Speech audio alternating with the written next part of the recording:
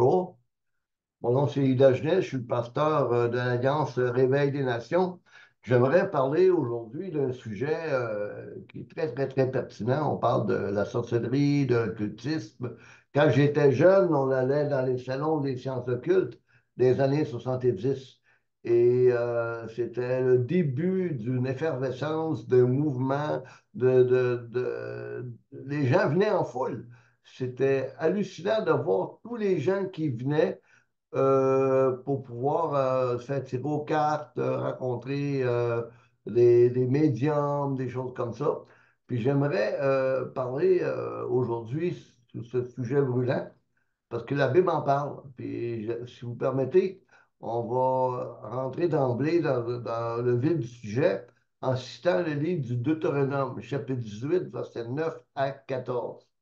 Lorsque tu seras entré dans le pays que l'Éternel ton Dieu te donne, tu n'en prendras pas à imiter les pratiques des abominables de ces nations. On ne trouve chez toi personne qui fasse passer son fils ou sa fille par le feu, personne qui exerce le métier de devin, d'astrologue, d'augure et de magicien ou de sorcier, personne qui consulte les esprits et les spirites, personne qui interroge les morts. En effet, celui qui fait cela fait horreur à l'Éternel, et c'est à cause de ces pratiques abominables que l'Éternel, ton Dieu, va chasser ces nations devant toi. Tu seras tout entier à l'Éternel, ton Dieu. En effet, les nations que tu vas chasser écoutent les astrologues, les devins, mais à toi, l'Éternel, ton Dieu, ne le permet pas. Quand on voit ce texte-là, on se rend compte que c'est pas nouveau, hein, toutes ces pratiques-là. Ça a toujours été, mais à cause du christianisme, du premier siècle et comment que la culture elle a changé, ça avait été banni pendant des siècles. Il y a des gens qui faisaient des choses comme ça à cachette, mais en général, les gens ne faisaient pas ça. Et on voit que notre culture a changé en se déchristianisant. Puis, comme qu'on est des êtres spirituels, on s'est tourné vers d'autres pratiques.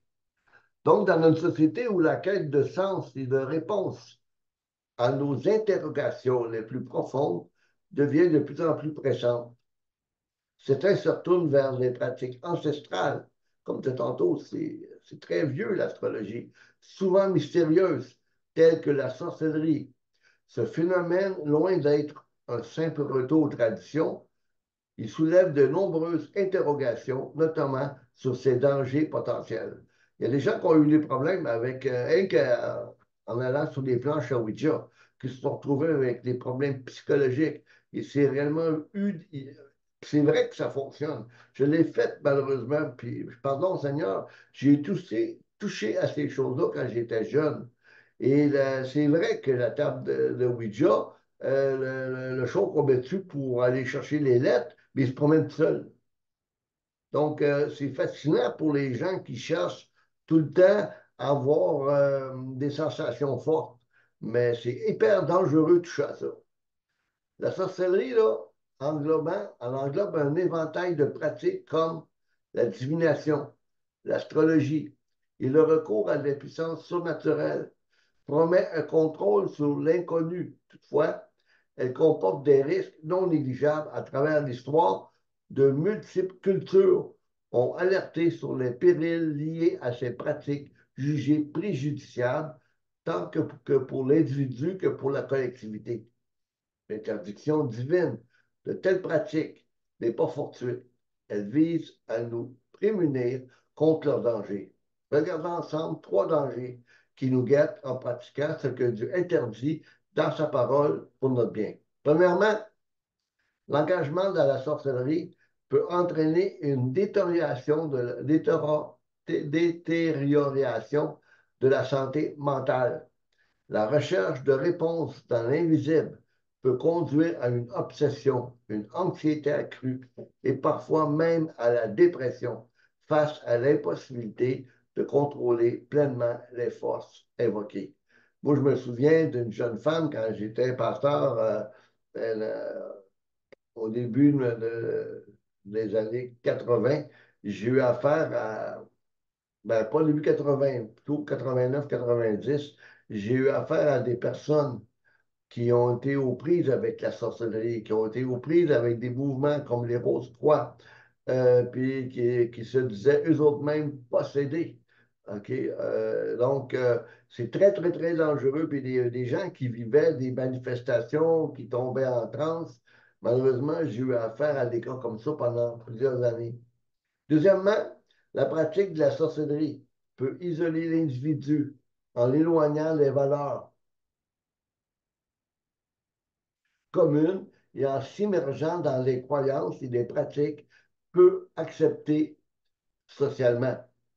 Les pratiquants peuvent se retrouver marginalisés, perdant le soutien précieux de leur communauté et de leur famille, surtout quand on va trop, trop, trop loin. Au début, c'est le fun de jouer avec ça. On fait venir une cartomancienne, on fait ça entre amis, on prend un café, une bière, quelque chose comme ça. Ça donne du piquant, mais c'est comme toucher un serpent. Un serpent, là, on dirait qu'on a l'adrénaline, on touche un serpent, puis on sait qu'un serpent, c'est dangereux, surtout ceux qui sont venimeux. Mais tant et aussi longtemps qu'on ne se fait pas piquer, c'est pas si pire. Mais si on vient à se faire mordre par un serpent, là, c'est autre chose. Et trop souvent, les gens se font attraper par ce genre de pratique jusqu'au moment où est-ce qu'ils se retrouvent confrontés à des phénomènes paranormaux dans lesquels ils se trouvent prisonniers. Troisièmement, il est crucial de souligner le danger de manipulation. Nombre de ces pratiques, surtout lorsqu'elles sont exercées dans un but lucratif, peuvent s'avérer être des arnaques exploitant la vulnérabilité et le désespoir des gens. Les promesses de guérison, de succès ou d'amour peuvent mener à une exploitation financière émotionnelle. Donc, dans notre quête de sens face à l'incertitude du monde, il est crucial de rester vigilant et critique. La recherche de réponses et de réconfort est une démarche profondément humaine. Pourtant, il est fondamental de privilégier des sources fiables et de résister aux promesses séduisantes, mais trompeuses, malheureusement. Satan est là pour nous tromper, il n'est pas là pour nous dire la vérité. La sagesse véritable s'acquiert en reconnaissant nos limites et en quêtant des réponses au sein de pratiques saines, éthiques, tout en adhérant aux principes de bienveillance et de respect mutuel qui sont les piliers de notre société. Cette quête de sagesse trouve son apogée dans la reconnaissance que la véritable sagesse provient d'une source divine, comme le souligne Colossiens 2.3. C'est en lui que sont cachés tous les trésors de la sagesse et de la connaissance. La véritable connaissance, vous la voulez, la véritable connaissance? Allez vous chercher une Bible. Nous sommes des êtres spirituels. Et allez regarder qu'est-ce que Dieu a pour vous. Il y a des choses fantastiques qu'il a cachées dans sa parole, okay? Bien plus supérieures à ce que vous pouvez trouver dans toutes ces pratiques qui sont mauvaises. De même, Jacques 1,5 nous invite à chercher cette sagesse auprès de Dieu. Si quelqu'un d'entre vous manque de sagesse, qu'il demande à Dieu, qu'il donne à tous simplement et sans reproche, et elle lui sera donnée.